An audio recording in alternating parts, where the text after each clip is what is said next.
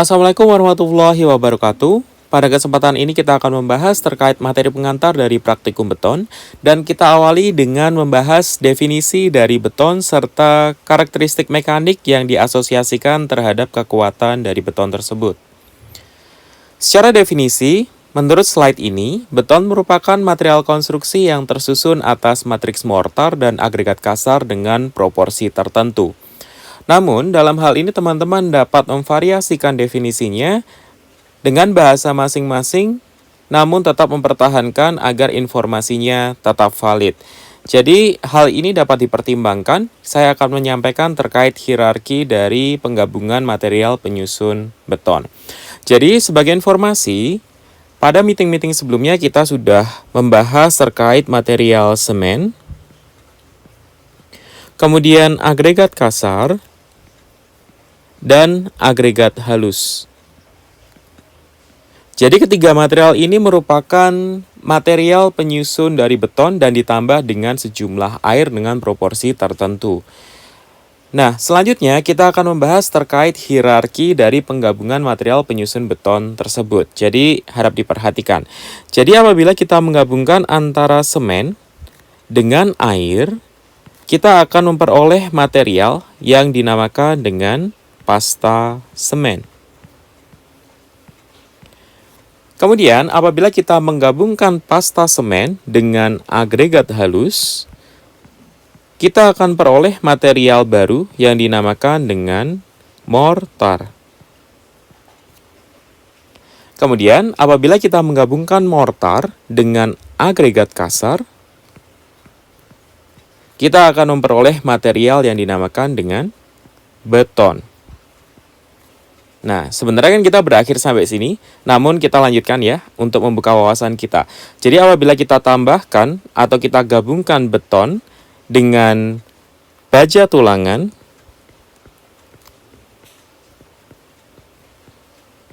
kita akan peroleh material yang dinamakan dengan beton bertulang. Kemudian apabila kita menggabungkan beton bertulang dengan profil baja, kita akan peroleh material yang dinamakan dengan beton komposit. Nah, jadi kalau saya ulangi di sini, apabila kita menggabungkan semen dengan air, kita akan peroleh pasta semen. Kemudian apabila kita gabungkan pasta semen dengan agregat halus, kita akan peroleh material yang dinamakan dengan mortar. Kemudian apabila kita menggabungkan mortar dengan agregat kasar, kita akan peroleh material beton. Kemudian apabila kita gabungkan beton dengan baja tulangan, kita akan peroleh beton bertulang. Kemudian apabila kita gabungkan beton bertulang dengan profil baja, maka kita akan peroleh beton komposit. Nah, hal yang kita bahas pada level itu ya, jadi di beton.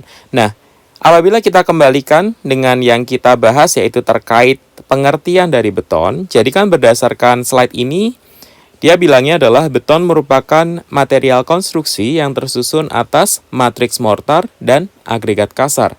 Mortar dan agregat kasar, jadinya beton. Kemudian apabila kita ingin menyusun pengertian lain, itu gimana? Jadi kita breakdown aja ini mortarnya. Jadi beton itu merupakan gabungan antara pasta semen, agregat halus, dan agregat kasar.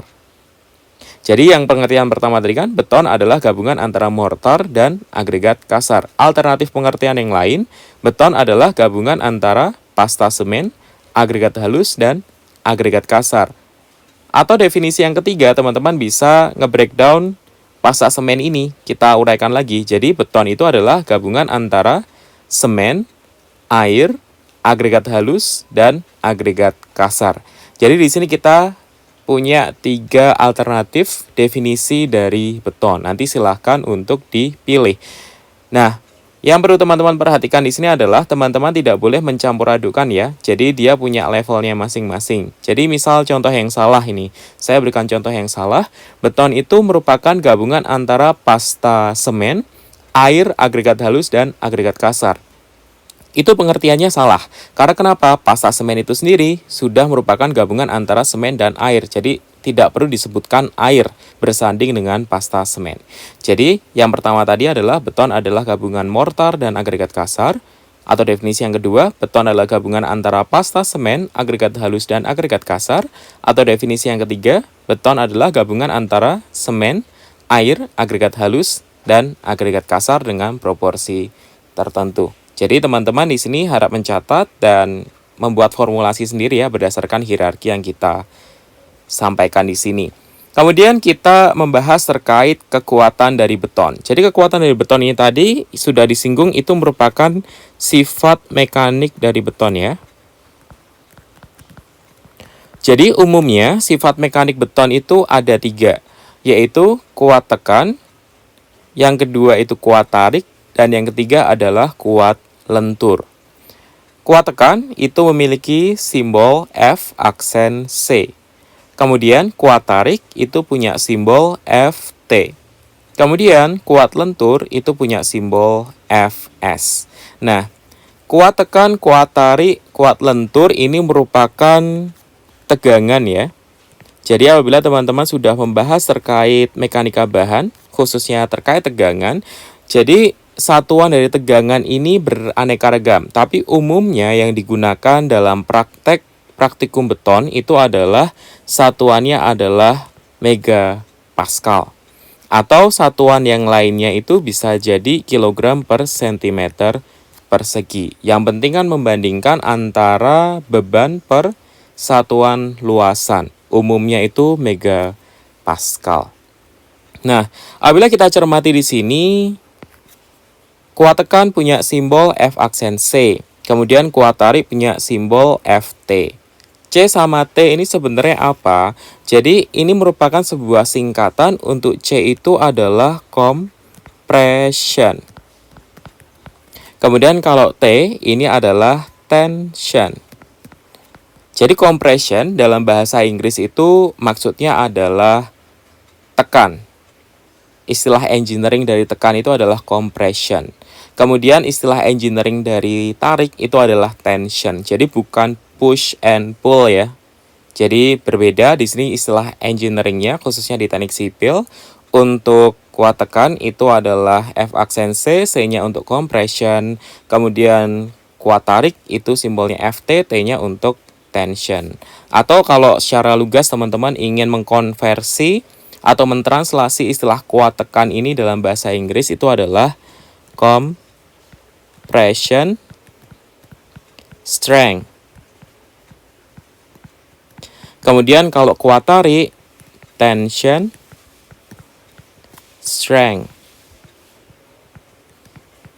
Kemudian kalau kuat lentur apa? Flexural strength. Nah, ini kok berbeda ya? Ini pakai F kok ininya S. Jadi memang istilahnya seperti itu, kita tidak bisa mendebatkan. Jadi khusus untuk kuat lentur memang simbolnya Fs bukan Ff ya. Tapi di sini teman-teman sudah tahu dalam bahasa Inggris kuat tekan itu adalah compression strength, kuat tarik adalah tension strength, kemudian kuat lentur adalah flexural strength.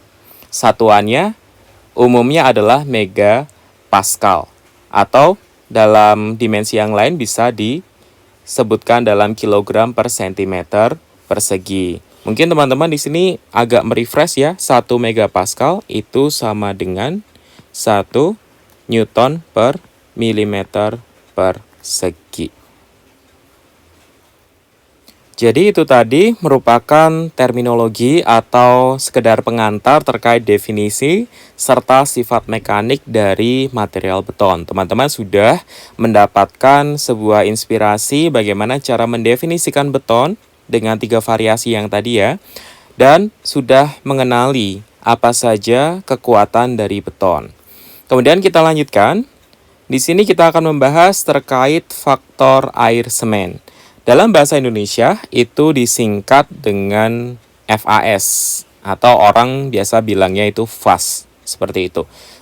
Nah, kemudian untuk dalam bahasa asing, biasa teman-teman kalau membaca referensi baik itu jurnal maupun buku dalam bahasa Inggris, istilah FAS itu tadi itu diberikan istilah water to cement ratio atau singkatannya itu adalah WCR, atau water to cement factor atau WCF. Jadi faktor air semen itu secara definisi merupakan rasio itu perbandingan ya. Jadi perbandingan antara berat air terhadap berat semen. Faktor air semen adalah perbandingan antara berat air terhadap berat semen. Nah, berat. Nah, teman-teman di sini harus memperhatikan berat, bukan dalam indikator yang lain. Jadi, memang pakemnya untuk mendefinisikan faktor air semen adalah perbandingan antara berat air terhadap berat semen. Jadi, di sini teman-teman tidak boleh mendefinisikannya dengan perbandingan antara volume air terhadap volume semen. Salah. Atau perbandingan antara air terhadap semen. Nah, di sini teman-teman tidak memberikan informasi secara lugas. Jadi, informasi lugas dan benarnya adalah faktor air semen merupakan rasio antara berat air terhadap berat semen. Atau, di sini bisa kita tuliskan rumusnya ya. Jadi, FAS itu adalah perbandingan antara berat air terhadap berat semen. Dan nilai FAS itu selalu kurang dari 1. Nah, biasanya itu 0, sekian seperti itu. Jadi FAS yang digunakan untuk campuran beton itu tidak pernah lebih dari 1. Tidak pernah tercapai 1 juga. Jadi teman-teman di sini harus mewaspadai. Nah, kemudian apa sih pentingnya kita membahas terkait faktor air semen? Nah, faktor air semen itu memiliki hubungan yang sangat krusial sekali terhadap campuran dari beton. Kenapa? Karena faktor air semen itu berkaitan dengan tingkat pengerjaan dari campuran beton atau biasa disebut dengan workabilitas dan kuat tekan yang dihasilkan. Jadi kuat tekan itu tadi kalau kita buka slide sebelumnya, kuat tekan itu simbolnya adalah F aksen C. Jadi faktor air semen itu berpengaruh terhadap tingkat pengerjaan dari campuran beton dan kuat tekan yang dihasilkan. Tingkat pengerjaan itu kayak kalau teman-teman mengaduk bisa kita berikan contoh ya, mengaduk beton menggunakan air yang sangat sedikit dan mengaduk beton dengan air yang banyak. Kalau kita ngaduk beton dengan air yang banyak tentunya lebih mudah. Nah, apabila kita mengaduk beton dengan air yang sedikit, susah. Berarti kalau kita menggunakan air yang banyak, berarti workabilitasnya itu tinggi. Kemudian kalau kita pakai air yang sedikit, itu workabilitasnya rendah. Berarti pekerjaan yang mudah untuk dikerjakan itu workabilitasnya tinggi. Yang mudah dikerjakan workabilitasnya tinggi. Yang sulit dikerjakan workabilitasnya rendah.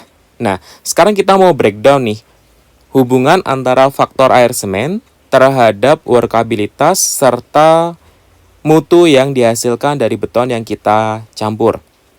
Jadi kita baca aja terlebih dahulu ya. Di sini disebutkan bahwa semakin besar faktor air semen, maka semakin tinggi workabilitasnya. Dan semakin rendah mutu beton yang dihasilkan. Jadi kalau kita berikan catatan, kalau kita menggunakan faktor air semen yang tinggi, berarti airnya banyak ya di sini ya, maka workabilitasnya akan semakin tinggi juga karena airnya makin banyak. Namun, semakin rendah mutu beton yang dihasilkan. F aksen C ngedrop alias turun drastis. Jadi kalau kita pakai airnya banyak, itu FAS-nya tinggi.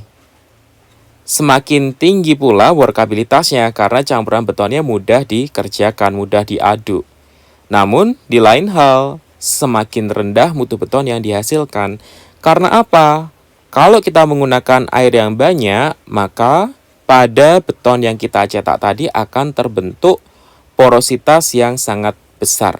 Jadi porositas itu maksudnya apa? Di sini kita berikan ilustrasi ya. Andai kata kita punya sebuah kubikasi dari pekerjaan beton. Kemudian kita mengaduk betonnya itu tadi menggunakan faktor air semen yang besar. Berarti air yang digunakan itu banyak. Nah, karena dia tadi mudah dikerjakan, maka pada beton yang kita aduk tadi akan terbentuk rongga-rongga yang terisi oleh air. Nah, permasalahannya di sini adalah apabila betonnya itu sudah mengeras dan mengering, berarti kan rongga-rongga yang terisi air tadi sudah tidak terisi air lagi. Jadi, airnya itu hilang, menguap semua. Berarti dia akan meninggalkan pori-pori yang sangat banyak jumlahnya pada beton yang tercetak. Nah, semakin banyak pori-pori yang terdapat pada beton tersebut, berarti mutu dari betonnya itu akan ngedrop atau turun. Nah, ini kasusnya sama seperti kalau teman-teman sedang membahas beton pori. Jadi beton pori itu adalah beton yang menggunakan gradasi seragam atau gradasi senjang. Jadi agregat yang digunakan itu tidak ada agregat halusnya, sehingga betonnya itu terlihat memiliki pori-pori yang sangat besar. Nah, apabila teman-teman membandingkan kekuatan yang dihasilkan dari beton pori dengan beton normal, beton pori itu tadi memiliki kekuatan yang lebih rendah dibandingkan beton normal. Nah, berarti apabila teman-teman di sini menggunakan faktor air semen yang besar, seolah-olah beton normal yang teman-teman buat itu berperilaku menyerupai beton pori. Jadi kekuatan yang dihasilkan itu ngedrop karena porositas atau rongga-rongga udara yang terdapat pada beton yang tercetak tadi besar jumlahnya. Nah, berarti di sini kita dapat berikan ilustrasi kalau teman-teman itu membuat beton dengan kepadatan maksimum, tidak ada rongga udara yang terbentuk, padat sekali, betonnya itu akan memiliki kekuatan yang paling tinggi. Seperti itu. Nah, kemudian apabila kita lanjutkan pada klausul selanjutnya, di sini kan dikatakan bahwa semakin rendah faz dari campuran beton yang digunakan, berarti faznya itu kecil, berarti airnya gimana? Airnya dikit dong. Semakin sedikit air yang digunakan untuk mengaduk beton, berarti faznya rendah, maka semakin rendah workabilitasnya. Kalau kita mengaduk sesuatu, misal teman-teman mengaduk adonan tepung, dikasih air sedikit, berarti tepung tadi sulit untuk dicampur atau diaduk bersama air, dan adonan tersebut berat untuk dikerjakan. Di sini punya korelasi yang sama. Kalau teman-teman menggunakan faktor air semen yang rendah dalam campuran beton, maka campuran dari betonnya tadi itu sulit untuk dikerjakan, sehingga dikatakan di sini workabilitasnya rendah. Nah, tapi hal yang diuntungkan di sini adalah semakin tinggi mutu beton yang dihasilkan. Namun di sini kalau teman-teman lihat ada tanda bintangnya. Jadi kalau tadi kita baca lagi ya, klausul terakhir, semakin rendah faktor air semen yang digunakan dalam campuran beton, airnya dikit ya berarti, maka semakin rendah workabilitas yang dihasilkan, betonnya sulit untuk dikerjakan. Tapi semakin tinggi mutu beton yang dihasilkan. Tapi ada syaratnya di sini. Nah, terkait materi faktor air semen ini, kalau kita ulangi lagi, faktor air semen itu merupakan rasio antara berat air terhadap berat semen. Rumusnya demikian.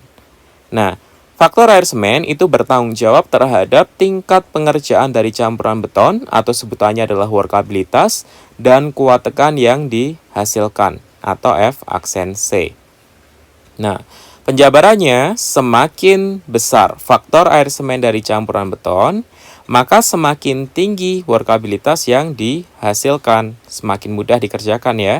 Namun, di lain hal semakin rendah mutu beton yang dihasilkan. Karena apa? Karena beton tersebut akan muncul dan meninggalkan rongga-rongga udara yang banyak jumlahnya, yang awalnya di sini tadi terisi oleh air. Nah, selanjutnya semakin rendah faktor air semennya, maka semakin rendah workabilitasnya, namun di sini positifnya semakin tinggi mutu beton yang dihasilkan. Syarat dan ketentuan berlaku. Apa saja syaratnya? Kita akan bahas pada slide berikutnya.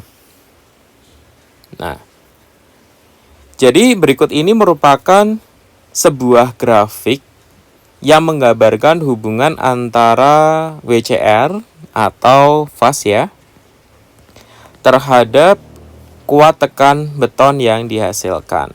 Ini tadi di slide 1 sudah kita singgung, compression strength adalah kuat tekan beton atau F aksen C. Nah, apabila di sini kita catat ulang ya, hubungannya kan di sini antara faktor air semen terhadap kuat tekan yang dihasilkan. Nah, tadi pada slide sebelumnya, apabila kita menggunakan fas yang tinggi, maka F aksen C-nya itu kecil. Kuat tekannya nggak tercapai. Karena apa? Karena terdapat rongga udara yang banyak. Apabila kita menggunakan faktor air semen yang rendah, dia akan memperoleh kekuatan yang tinggi. Nah, kita coba plotkan klausul yang kita sudah peroleh dan kita catat ulang pada slide ini pada grafik yang ada di sebelah kiri. Jadi, ini sekaligus mengkonfirmasi maksud dari grafik yang ditunjuk oleh kursor ya.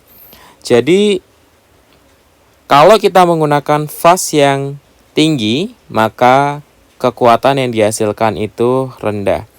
Kalau dia menggunakan fas yang tinggi, berarti kalau di sini 0, semakin ke kanan, berarti kan angkanya makin besar.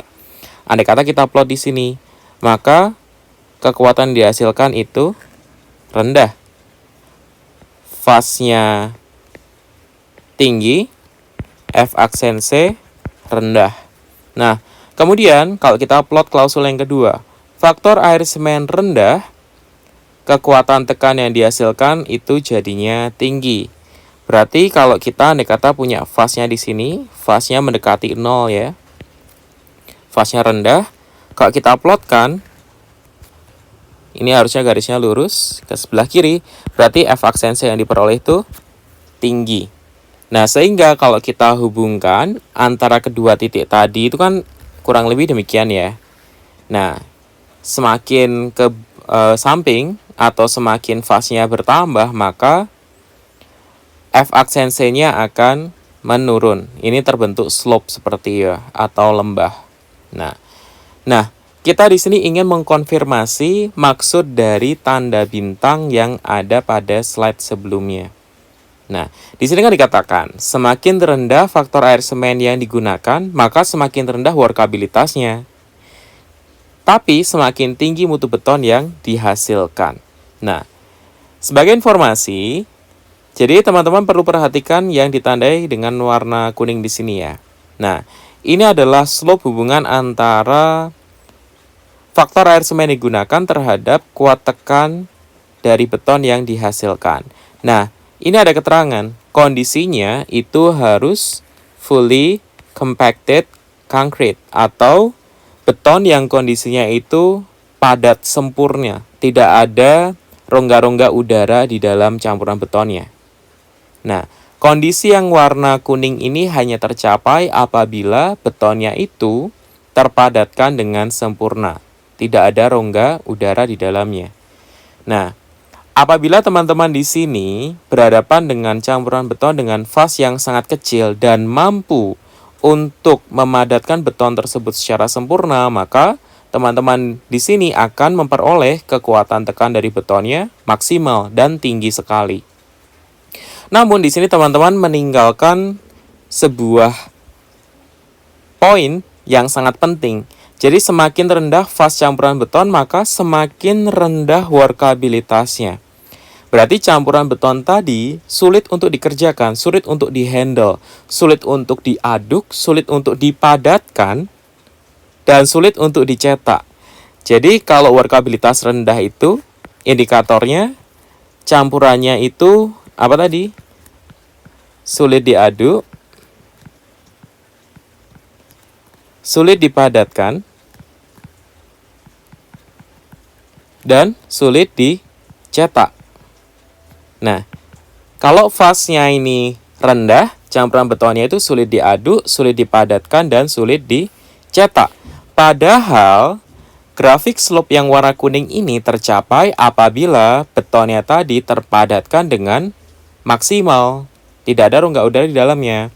Kalau kita menggunakan faktor air semen yang kecil pada campuran betonnya, maka kondisi ini sangat impossible untuk tercapai. Jadi tidak akan tercapai. Nah, berarti pada campuran beton yang menggunakan fase yang rendah, karena dia sulit untuk dikerjakan, maka tetap terdapat rongga udara yang ada di dalamnya.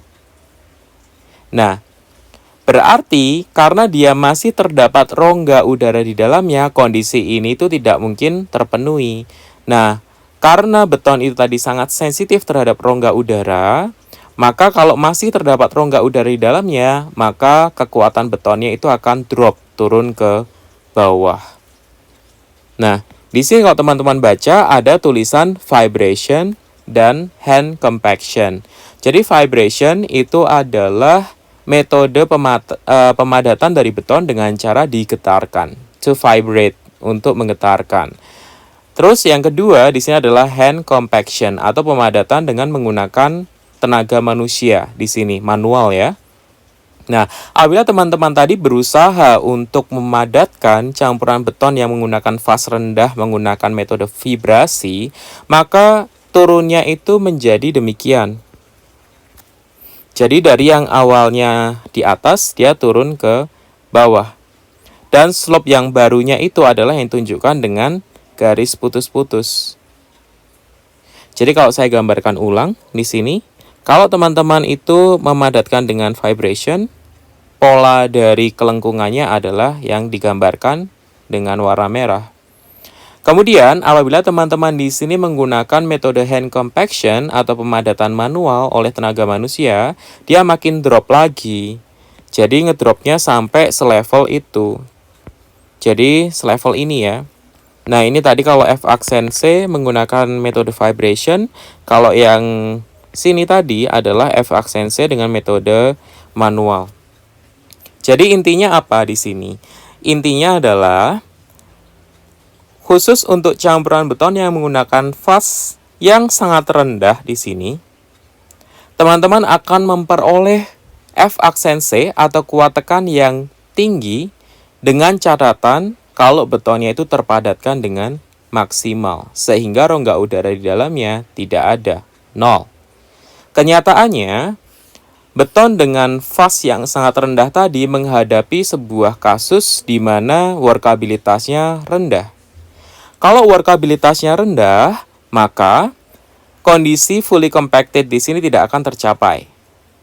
Nah, teman-teman di sini dapat mengusahakan untuk menghilangkan rongga udaranya dengan dua cara, yaitu vibration dan hand compaction. Dengan menggunakan metode vibration, itu betonnya akan sedikit turun kekuatannya menjadi selevel ini ya.